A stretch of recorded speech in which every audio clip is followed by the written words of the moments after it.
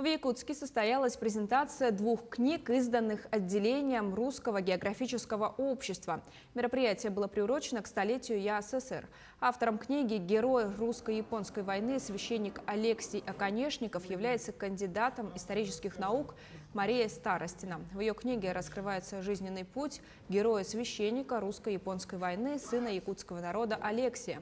По словам автора, подвиг и служба священника как героя и патриота России могут послужить примером для молодого поколения.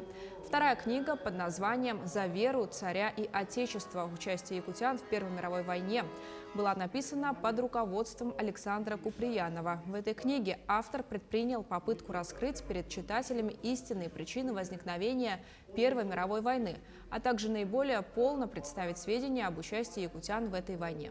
Обе книги можно приобрести в магазине исторического парка. Мы презентуем сегодня книгу «За веру царя и отечества». Это очень долгий и большой труд. Мы в течение 10 лет собирали материал. Вот эту идею, нашу идею предложил бывший председатель ДОСААФ Республики Черных Сергей Георгиевич.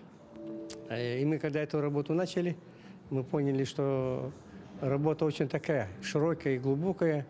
Мы сначала начали с Покровска, потом расширили до Хангаласского улуса, а потом еще добрались до и Республики Саха-Якутия.